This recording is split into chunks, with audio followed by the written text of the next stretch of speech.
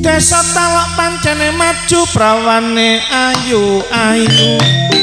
Nek dikutha gayane nesu, nek sepi wong ngomong rabin aku. Ngono-ngono iku cuma guyon.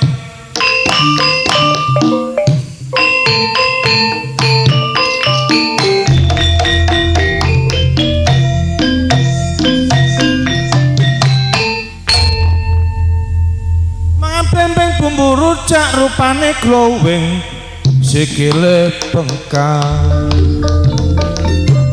Pinarak ingkang sakeca mirengaken kidungan kula.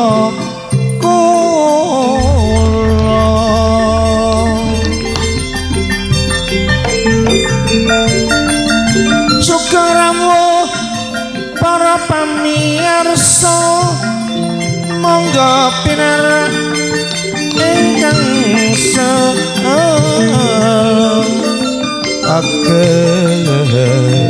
eco.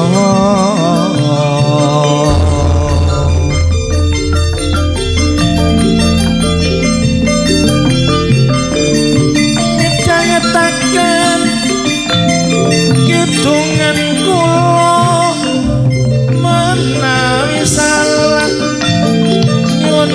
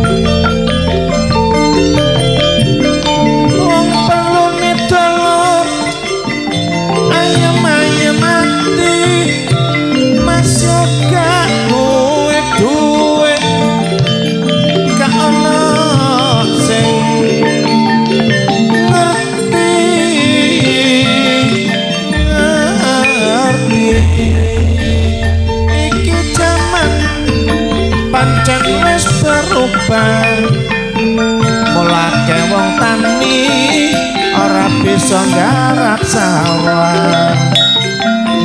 Dideki pabrik uga gedung-gedung mewah, mulane wong tani ora bisa panen gabah.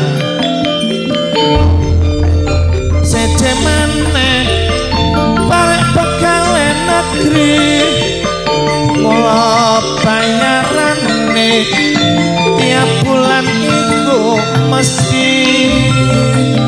Seje maneh parek dulurku sing uli, mula bayarane pendak Sabtu kadang Minggu pagi.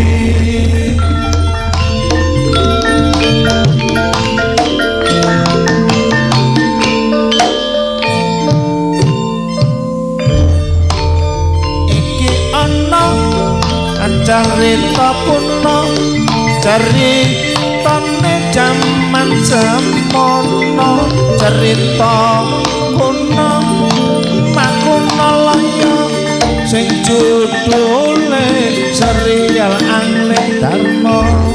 Angling Darmo pancene sakti, iso mancala putra mancala putri, dadi raja ndek Malawa pati.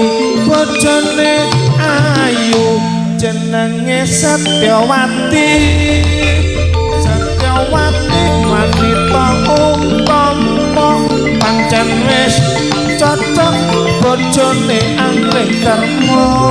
Labuh laban melani sang nata sampe mati obong belani Angling Darmo.